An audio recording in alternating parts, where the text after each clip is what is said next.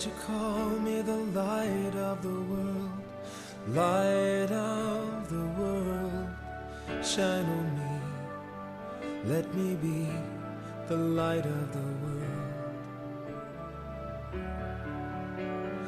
Lord, you call me the light of the world, light of the world, shine on me. 예수님 목마릅니다. 그 네 번째 말씀으로 이 책을 먹으라라는 말씀을 함께 나누기를 원합니다. 이 책을 먹으라. 이 설교 제목은 어디서 나왔냐면은 시편 1편 2절의 말씀에서 나왔습니다. 어느 날 제가 기독교 신앙서적을 읽고 있는데 이 구절을 너무나 잘 해석하고 너무나 이 구절에 대해 다시 한번 깊이 생각하게 만든 한 책을 읽게 되었어요. 그리고 이 책을 읽은 다음에 이 내용을 꼭 우리 세계비전 가족들과 함께 나누어야 되겠다. 그런 믿음이 생겼고 또한 이런 사명이 생겨서 제가 오늘 본문과 이 제목을 들고 오늘 단위에 섰습니다. 먼저 2절 말씀 제가 읽어드릴게요. 오직 여호와의 율법을 즐거워하여 그의 율법을 주야로 묵상하는도다. 아멘. 우리가 잘 아는 내용이에요. 오직 여호와의 율법을 즐거워하며 그의 율법을 주야로 묵상하는도다. 그래서 보통 이 구절을 생각할 때 묵상하면서 굉장히 정적이고 조용히 말씀을 읽는 걸 생각을 하는데 이 구절의 원어를 설명을 하면서 이 구절을 너무나 잘 설명한 한 책이 있더라고요. 그 책은 유진 피터슨 목사님의 이 책을 먹으라라는 책이에요. 이 책에 인용된 이 책에 나온 그 구절 그 목사님이 하나하나 기록한 것을 제가 좀 읽어드릴게요. 큰 사자나 젊은 사자가 자기의 먹이를 움키고 으르렁거릴 때, 여기서 이것이 이사야 31편 4절의 말씀인데요. 여기서 으르렁거리다로 번역된 히브리어 단어 하가가 눈에 들어왔기 때문이다. 이 단어는 시편 1편에서 복 있는 사람을 설명하면서 그들을 여호와의 율법을 즐거워하여 그의 율법을 주야로 묵상하는도다 라고 한 것처럼 주로 묵상하다로 번역되는 단어였다. 그런데 이사야는 사자가 자신의 먹이를 가지고 으르렁거리는 것을 설명하기 위해 이 단어를 사용했다라고 말합니다. 즉 여기서 묵상하다는 단어를 보통 영어 성경에도 마찬가지고 대부분의 사람들이 meditate, 바로 조용히 명상하며 조용히 성경 말씀 보는 걸 생각하며 말을 하는데요. 사실 이 원어는 하가예요. 하가는 바로 사자가 먹이를 앞두고 정말 이 열망하고 또한 이 먹이를 앞서서 막 뛰쳐나가려고 하는 그런 갈망하는 마음, 그리고 또한 정적인 게 아니에요. 생각해 보세요. 사자가 먹이를 앞두고 있는데 그게 어떻게 정적이에요? 달려들 것 같잖아요. 먹을 것 같잖아요. 그리고 달려들었을 때 그 먹이를 뜯을 것 같잖아요. 그것이 바로 하가, 이 묵상하다라는 것이에요. 우리가 정말 하나님의 말씀을 그렇게 묵상하고, 그래서 그 책 이름이 이 책을 먹으라예요. 우리는 정말 하나님의 말씀을 열망해야 됩니다. 하나님의 말씀을 그냥 가만히 오면 오고 있으면 있고 없으면 말고가 아니라 이 말씀을 정말 갈망하고 또는 이 말씀을 갈망하며 이 말씀을 향해 달려가고 이 말씀이 내 삶의 영양분이 되고 내 삶의 간증이 되고 내 삶의 힘이 되어서 그것을 누리고 살아가는 우리가 되어야 된다는 것입니다. 오늘 말씀을 통해서 이 책을 먹으라, 목마를 수밖에 없는 인생, 하나님의 말씀을 갈망하고 하나님의 말씀에서 공급되어지는 그 놀라운 하나님 일하심의 약속이 간증이 되는 그 삶이 얼마나 풍족하고 형통하고 승리가 넘쳐나고 참 기쁨이 넘쳐나는지를 나누기를 원합니다. 그리고 또한 우리가 정말 목마른 인생, 그 답을 이 하나님의 말씀을 통해 찾는 귀한 시간이 되기를 원합니다. 시편 42편 1절 말씀에 이렇게 말합니다. 하나님이여, 사슴이 시냇물을 찾기에 갈급함 같이 내 영혼이 주를 찾기에 갈급하나이다. 아멘. 똑같이 얘기하고 있어요. 사자가 으르렁거리던 목마른 사슴이 시냇물을 찾아, 주를 찾아, 예수를 찾아, 하나님을 찾아 갈망한다는 것이에요. 생각해 보세요. 사슴이 목이 말라요. 그러면 가만히 있을까요? 아니면은 열심히 시냇물을 찾아 그렇게 돌아다닐까요? 그러다가 드디어 시냇물을 찾았어요. 사슴의 기분이 어떨까요? 시냇물 찾아서 그 시냇물을 마셔요. 사슴의 몸이 어떻게 될까요? 목마른 사슴의 그 몸에 그 생명수가 공급될 때 그 사슴은 누구보다 행복하고 누구보다 기쁘고 그렇다면 그 몸이 그 삶이 회복되지 않겠습니까? 우리 많은 사람들이 목마르다고 말해요. 많은 사람들이 행복하지 못하다고 말해요. 많은 사람들이 힘들다고 말해요. 그러면 생각해 봤습니다. 왜 그럴까? 왜 우리는 예수 믿으면서도 행복하지 못하고 힘들어 죽겠다는 그 말을 할까? 이런 생각이 들더라고요. 많은 사람들이 불량식품으로 영적인 기쁨을 찾으려고 하고 불량식품으로 건강하려고 해요. 생각해 보세요. 불량식품만 먹는데, 정크푸드만 먹는데, 패스트푸드만 먹는데 과연 건강할 수 있을까요? 아침에는 햄버거 먹고, 점심에는 피자 먹고, 저녁에는 치킨, 프라이드 치킨 한 1인 1닭 한 마리 다 드시고, 그리고 또 자기 전에 또 케이크랑 초콜릿이랑 과자 잔뜩 드시고 건강할까요? 건강하기를 기대하기는 힘들 것 같아요. 왜 그럴까요? 건강한 음식을 먹지 아니하기 때문에 그렇겠죠. 반면 이렇게 생각합시다. 어떤 사람이 아침에는 샐러드랑 정말 닭가슴살 같은 거 먹고 점심에는 이제 균형 잡힌 식단으로 잘 이렇게 해서 먹고 저녁에는 또 이제 소식을 하면서 이제 몸에 좋은 것들 이제 다 칼로리 배분해 가면서 이제 야채, 채소 그리고 또한 국물 그 탄수화물 좀 그 잡곡으로 그렇게 해서 건강하게 먹고 또 운동까지 한다라면은 그 사람이 어떨까요? 건강할 수밖에 없는 거예요. 우리도 마찬가지입니다. 우리 기쁨, 행복 이것은 영적인 거예요. 우리가 진짜 행복하고 기쁜 거요, 만족하는 거 이건 영적인 거예요. 우리 육적이 아니라 영적인 거예요. 우리 영적으로 행복하려면 영적으로 우리를 건강하게 할 수 있는, 영적으로 회복할 수 있는, 영적으로 매만 우리의 심령이 정말 회복될 수 있는 그런 것을 먹어야 된다는 것이에요. 여기서 우리 한번 영적 이제 건강한 음식을 먹는지 한번 체크 한번 해봅시다. 제가 객관식으로 좀 질문을 해볼게요. 한번 속으로 대답해 보세요. 한 주간 나는 어떤 영적 음식을 가장 많이 먹었는가? 1번 스마트폰, 2번 TV와 동영상, 뭐 영화 그런 것, 3번 세상의 학문 서적, 4번 성경 말씀. 뭘 제일 많이 드셨어요? 한번 한 빈도수를 봅시다. 2번 가장 많이 먹은 것과 가장 적게 먹은 것의 차이는 1번 10배 이상. 예를 들어서 스마트폰 10시간 했으면은 그 성경 말씀은 1시간 읽었다. 그럼 아니 그보다 더 적었다. 10배 이상. 2번 5배 이상. 3번 2배 이상. 4번 거의 비슷하다. 한번 봅시다. 뭘 많이 먹었나요?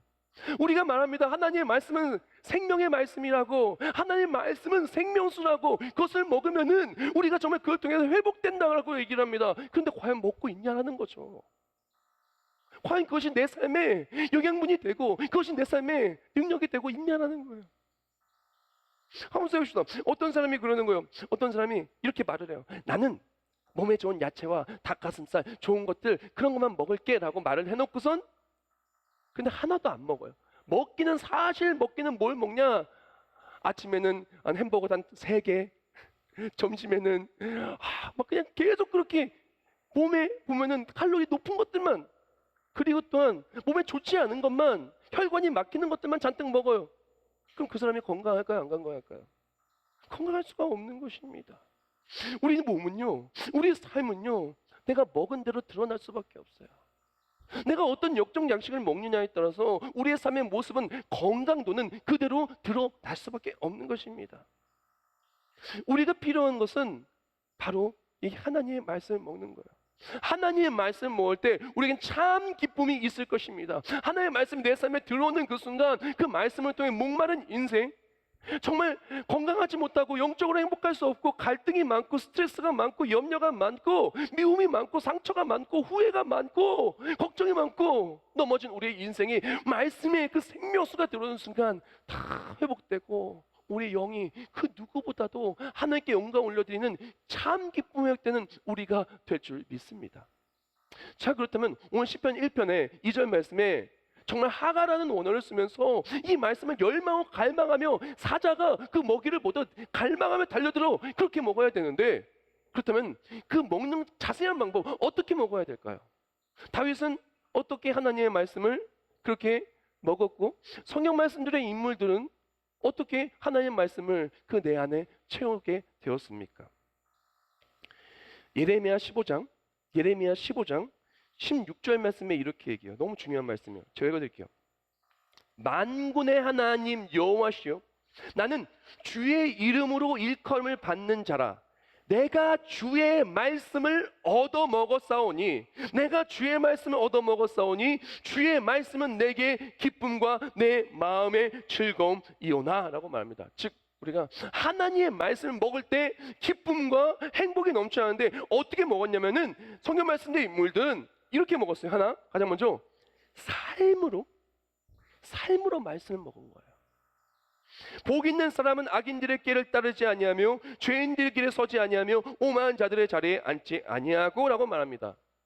즉 2절 말씀에 이 책을 먹으라, 이게 하가라는 원어가 쓰여지고 바로 이전 구절에 어떻게 먹었냐가 나오는데, 그것이 바로 복 있는 사람은 악인들의 자리가 아니라 의인들의 자리를 갔다는 거예요. 하나님의 말씀을 따라서 말씀을 삶으로 먹은 거예요. 말씀을 삶으로 먹는 것, 이것이 말씀이 내 삶의 능력으로 나타나는 그런 비결이라는 것입니다. 아무리 이 말씀 좋아요, 이 말씀 행복해요 말하는데 그 행복한 말씀을 가져가지 않고 내 삶에 섭취되지 않는다면 어찌 그것이 영양분이 되겠어요? 생각해 보세요. 아무리 몸에 좋은 음식도 그것이 내 몸에 들어가야 내 몸에 영양분이 되는 거예요. 아무리 맛있는 음식도 내가 그것을 먹어야 내 그 맛을 느끼는 거 아니겠어요? 하나님의 놀라우신 말씀도 우리가 그 말씀이 내 삶으로 섭취되어져야 돼요. 하나님의 말씀이 내 삶의 실천이 되어지고 내 삶으로 이어져야 그것이 능력이 되고 그것이 내 삶의 놀라운 기쁨으로, 간증으로 나타나게 되는 것입니다.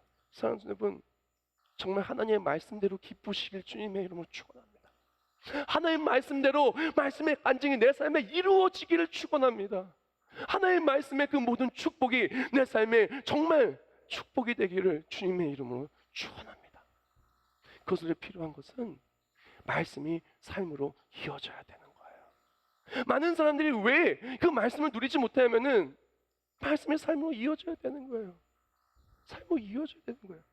삶으로 이어지게 필요한 것은 무엇이냐면은 말씀을 먹기 위해 지속적으로 열정적으로 움직여야 된다는 것이에요. 여기서 주야로 묵상하는 동안은 정적인 게 아니에요. 동적으로 막 움직이는 거예요. 우리가 예를 들어서 음식을 먹을 때 어떻게 먹나요? 가만히 있으면 음식이 다 그냥 소화도 되고 다 됩니까? 아니에요. 음식을 먹는 것은 굉장한 움직임이 필요합니다. 음식이 입에 들어왔을 때 입을 막 움직이면서 씹어야 되는 거예요. 씹지 않고 삼키는 거예요. 씹지 않고 삼키는 음료수도 우리 소화기관에 가서 소화기관들이 열심히 그것을 영양분을 몸으로 뿌리는데 엄청나게 운동을 합니다. 엄청나게 운동을 해요. 혈관으로 보내고 엄청나게 운동을 해요. 무언가를 먹는다는 것은 엄청난 움직임인 것입니다. 그러므로 하나님의 말씀을 먹는다는 것은 엄청난 움직임이 동반되어지는 거예요. 즉 우리가 하나님의 말씀을 먹는다 함은 하나님의 말씀을 갈망하며 달려가고 그 말씀이 내 삶으로 먹어질 때 내 삶의 하나님 말씀의 간증이, 말씀이 그대로 이루어지기 때문에 놀라운 능력으로 나타나게 되는 거예요. 놀라운 능력으로 나타나게 되는 거예요. 하나님의 말씀이 기쁨이 되는 것은 말씀을 삶으로 들고 나아가는데, 사실 말씀을 삶으로 들고 나아가는 게, 실천하는 게 보통 어려운 게 아니에요. 그렇죠? 말씀대로 살아가는 게 보통 어려운 게 아니에요. 목사님 저도 말씀대로 살아가기 너무 어려워가지고 진짜 하나님 나 좀 도와주세요. 얼마나 말씀 붙들고 의지하고 넘어지면은 하나님 나 넘어졌어요. 십자가 예수님을 깨끗이 써주세요. 새벽마다 기도합니다. 하나님 기뻐하실 듯 따라갈 수 있어요. 성령 하나님 이끌어주세요. 기도해요. 인생을 살아가는 게, 말씀대로 살아가는 게 보통 어려운 게 아니에요. 근데 진짜 놀라운 것은 말씀을 삶으로 섭취하기 시작할 때 삶의 말씀의 간증이 드러나기 시작해요. 말씀이 빛이 되고 말씀이 능력이 되어서 내 삶이 바뀌기 시작해요. 어두웠던 삶이 밝게 변하기 시작해요. 시편 119편 105절 말씀에 그래서 이렇게 얘기합니다. 주의 말씀은 내 발의 등이요 내 길의 빛이니이다. 아멘. 하나님 말씀이 내 삶의 그렇게 들고 나아가고 섭취하기는 어려운 듯해도 들어가는 순간 인생이 변하고, 들어가는 순간 영이 회복되고, 들어가는 순간 가정이 회복되고, 들어가는 순간 내일이 회복되고, 들어가는 순간 놀라운 것들이 일어나기 시작하니까 말씀의 능력이 내 삶에 간증이 돼서 참 기쁨이 넘쳐나기 시작하는 거예요. 그다음부터는 이게 좋다는 걸 알아서 갈망하며 먹는 거예요. 이게 다음부터는 이것이 진짜 좋은 것이 아닌가 갈망하며 어마어마하게 움직이면서 열정적으로 지속적으로 그렇게 하나님의 말씀을 갈망하고 말씀 따라 움직이게 돼요. 근데 진짜 놀라운 일이 있어요. 제가 이 말씀 준비하면서 제일 은혜 받았던 부분인데 제가 묵상한 글을 적었어요. 다 같이 읽었으면 좋겠어요. 다 같이 읽겠습니다. 시작.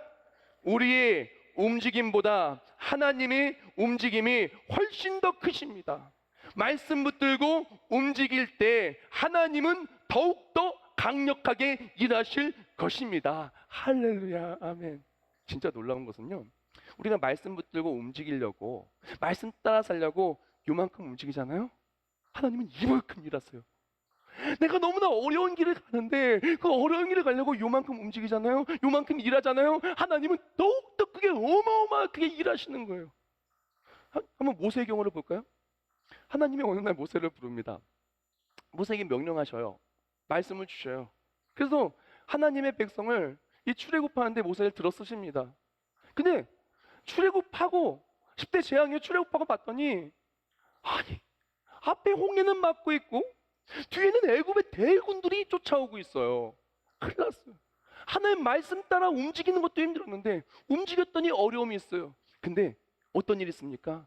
하나님께서는 모세는 출애굽하는 그 모습 속에 애굽에서 나왔을 뿐인데 모세는 하나님의 말씀 믿고 움직였을 뿐인데 하나님은 홍해를 쫙 갈라주십니다.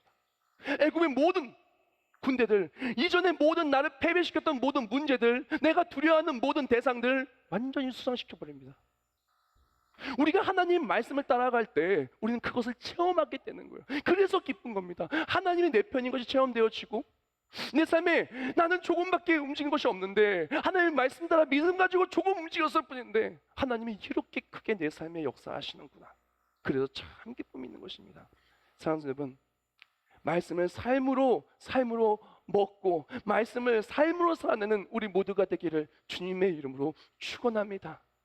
말씀을 삶으로 살아낼 때, 말씀을 삶으로 살아내기 위해서 몸부림치며 움직이며 말씀을 가까이 나아갈 때 우리의 움직임보다 훨씬 더 더욱더 크게 일하시는 하나님의 일하심이, 하나님의 역사하심이 내 삶에 간증이 되고 그것으로 내 기쁨을 누리시기를 주님의 이름으로 축원합니다.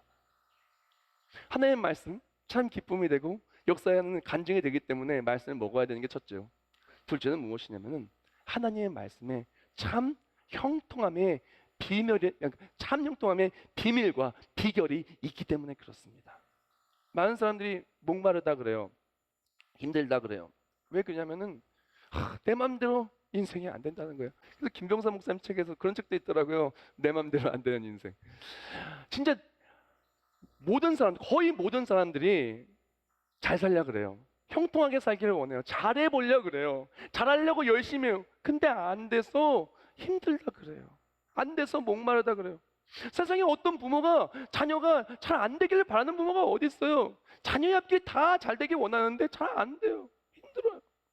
가정이 잘 되길 원하고, 직장이 잘 되길 원하고, 사업이 잘 되길 원하고, 내 몸이 건강하길 원하고, 하는 모든 일들이 형통하길 원하는데 잘 안 돼요. 그래서 힘들어요. 그래서 목말라요. 근데 놀라운 것은 뭐냐면 오늘 본문 속에서 하나님께서 하나님의 말씀을 그렇게 사모하고 말씀을 먹는 바로 그 사람에게 형통을 주신다 그래요. 오늘 본문 3절 말씀에 이렇게 말합니다. 그는 시냇가에 심은 나무가 철을 따라 열매를 맺으며 그 잎사귀가 마르지 아니한 것 같으니 그가 하는 모든 일이 다 형통하리로다. 여기서 형통하려도 원형이 뭐냐면은 찰나흐예요. 이것이 뜻이 무엇이냐면은 거칠 것이 없이 앞으로 돌진하는 모양을 나타내는 단어예요. 즉 하나님 말씀에 형통은 뭐냐면요, 앞으로 나아가는데 장애물 있잖아요. 하나님께서 다 치워주시고 뚫어주시는 거예요. 이것이 너무나 잘 이해가 된 성경 구절이 있는데 그것은 이사야 43장 19절입니다. 제가 읽어드릴게요. 보라, 내가 새 일을 행하리니 이제 나타날 것이라. 너희가 그것을 알지 못하느냐? 반드시 내가 광야의 길을 사막의 강을 내리니. 아멘. 하나님의 말씀의 형통은 무엇이냐면은 우리 삶에 장애물이 있을 수 있어요. 근데 하나님께서 말씀의 약속대로 그 장애물을 뻥 뚫어 주시겠다는 거예요. 광야의 길을 내어 주시겠다는 거예요. 메마른 그 사막에 강을 내어 주시겠다라는 거예요. 하나님께서 형통할 수 없는 우리의 인생을 형통하게 바꾸어 주시겠다라는 거예요. 상을 바꿔 주시고 인생을 바꿔 주시고 우리 심령을 새롭게 해 주시고 우리 모든 삶에 맡겼던 모든 길을 뻥 뚫어 주시겠다는 거예요. 그게 하나님이 말씀하시는 성경 말씀의 형통인 거예요. 그러므로 우리가 하나님 말씀의 형통을 믿고 나아가는 자, 말씀대로 형통하는 그 사람은 놀라운 능력을 누리게 되는 거예요. 근데 오늘 말씀 본문 속에서 이 형통의 비결을 또한 너무 잘 설명을 하는데요. 뭐라고 얘기하냐면은, 자, 형통의 비결은 여기에 있다라고 말해요. 말씀에 뿌리 박히라. 하나님 중심인 삶인 거예요. 그는 시냇가에 심은 나무가 철을 따라 열매를 맺으며 그 잎사귀가 마르지 아니한 같으니 그가 하는 모든 일이 다 형통하리로다. 악인들은 그렇지 아니하며 오직 바람에 나는 겨와 같도다. 아멘. 성경 말씀 속에서 하나님의 말씀을 통해 형통한 삶은 이렇게 얘기합니다. 시냇가에 심겨진 나무가 철을 따라 열매를 맺고 또한 그 열매가 또한 그 나무가 이제 하는 모든 일 형통한 나무가 된다라 그래요. 성경 말씀의 형통은 무엇이냐면은 시냇가에 심겨졌을 때, 시냇가에 나무가 심겨졌을 때 말씀에 뿌리가 박혀진 삶을 하나님이 형통케 해주시는 거예요. 세상의 형통은 내가 해야 되는 형통이겠지만 하나님이 말씀하신 형통은 말씀 따라 나아갈 때 시냇가에 심겨진 나무가 시냇물을 통해 모든 것을 공급받든 하나님이 책임지고 형통케 해주시겠다라는 거예요. 그래서 믿음의 사람들이 형통한 비결은 무엇이냐? 말씀 붙들고 하나님께 딱 붙어 있는 거예요. 말씀에 뿌리 박혀서 나무가 시냇가에 딱 심겨질 때 뿌리 박히잖아요. 그런 것처럼 하나님께 뿌리 박힌 인생, 말씀에 뿌리 박힌 인생, 그래서 말씀 중심으로 흔들리지 않는 인생이 말씀 그대로 하나님께서 모든 문제를 뚫어주시고 승리케 해주시는 거예요. 반면에 악인들은 어떻다라고 이야기를 하냐면은 악인들은 바람에 날아가는 겨와도 같다고 말해요. 악인들은 뿌리가 박히지가 않았어요. 말씀에 뿌리 박히지 않고 내 자신이 그냥 모든 거예요. 그러니까 내 자신은 겨와도 같으니까 바람 불면 날아가는 거예요. 형통할 수가 없는 거예요. 사랑하는 성도 여러분, 진짜 형통함의 비결은 다른 데 있지 않습니다. 하나님께 붙어 있는 것, 말씀에 뿌리 박힌 것, 말씀에 뿌리 박혀서 하나님만 바라보는 것, 나 중심이 아니야 하나님 중심으로 말씀 중심인 삶이 바로 말씀대로 하나님이 형통케 해준 삶이라는 거예요. 유기성 목사님이 설교 중에서 이런 말을 하더라고요. 제가 적어왔어요. 사람들은 지나온 과거에 대한 후회와 미래에 대한 걱정으로 지금 현재를 누리지 못한다. 많은 사람들이 지나간 일들의 패배 때문에, 오늘 지금 패배하는 것 같은 힘든 인생 때문에, 아무리 봐도 이 상황이 나아질 것 같지 않는 내일의 염려와 근심 때문에 오늘을 누리지 못하고 불행하게 살고 있다는 게 너무 많아요. 근데 잘 들으세요. 예수 믿는 사람은 한 명도 패배자가 없어요. 모두 다 승리가 확정된 사람이라는 거예요. 다시 말씀드릴게요. 예수 믿는 사람은 한 명도 패배자가 없어요. 모두가 승리가 확정된 사람이에요. 어제의 모든 실수와 패배, 십자가 예수의 보혈로 깨끗이 씻김 받아요.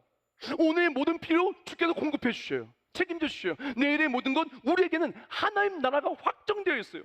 예수를 믿는 사람은 패배자가 아니라 승리가 확정된 사람이라는 것이에요. 오늘 말씀 보면 5절과 6절 말씀에 이렇게 말합니다. 그러므로 악인들은 심판을 견디지 못하며 죄인들이 의인들의 모임에 들지 못하리로다. 무릇 의인들의 길은 여호와께서 인정하시나 악인들의 길은 망하리로다. 아멘. 우리는 악인들의 길이 아니에요. 예수 믿는 사람은 예수를 믿는 믿음으로 의롭다 칭함을 받았어요. 하나님의 자녀예요. 우리는 하나님 나라에 들어가기로 확정된 사람이에요. 즉 예수 믿으면 우리는 패배자가 아니에요. 승리자예요. 승리자의 관을 얻는 사람이라는 것입니다. 그러면 우리는 그 하나님 말씀 붙드는 사람은, 하나님 말씀 믿고 나아가는 사람은 그걸 누리고 결과를 알고 살아가는 인생이기 때문에 패배자가 아니라 승리자로서 평안하게 사는 거예요. 요한일서 5장 1절과 5장 4절 읽고 오늘 말씀 마무리하겠습니다. 예수께서 그리스도의 심을 믿는 자마다 하나님께로부터 난 자니 또한 낳으신 이를 사랑하는 자마다 그에게서 난 자를 사랑하느니라. 무릇 하나님께로부터 난 자마다 세상을 이기느니라. 세상을 이기는 승리는 이것이니 우리의 믿음이니라. 아멘. 사랑하는 여러분, 많은 사람들이 목마르다라고 얘기를 해요. 너무나 힘든 게 많고 어려운 게 많다라고 얘기를 해요. 그리고 기쁨을 찾을 수 없어서 잘 살려고 했는데 잘 살려는 방법을 찾지 못해서 헤매입니다. 그리고 어제의 실수와 패배 때문에 패배자처럼 살아가요. 내일도 혹시 패배할까봐 염려하며 살아가요. 근데 하나님의 말씀을 먹는 자는 그렇게 될 수가 없어요. 하나님의 말씀이 내 삶에 그대로 이루어질 때, 우리는 말씀 붙들고 조금 움직였을 때 어마어마하게 크게 움직이시고 일하시는 하나님을 체험할 때 우리 삶은 기쁨의 삶이 될 것이고 목마른 인생이 아니라 간증의 삶이 될 것입니다. 또한 내 앞에 어떤 것이 막는다 할지라도 말씀 따라갈 때 말씀 그대로 그 길을 열어주시는 하나님을 체험하고 감격의 삶이 될 것입니다. 또한 말씀의 승리가 내 삶의 간증이 되어 예수 그리스도의 승리해 주시는 그 믿음이 천국 소망이 내 안에 있어서 어떤 것도 이길 수 있는 목마른 인생이 아니라 승리를 누리는 인생이 될 것입니다. 사랑하는 성도 여러분, 목마른 사슴 시냇물을 찾듯 주를 찾기에 갈망하고 주님을 만나 목마른 인생이 회복의 인생 되시길 주님의 이름으로 축원합니다.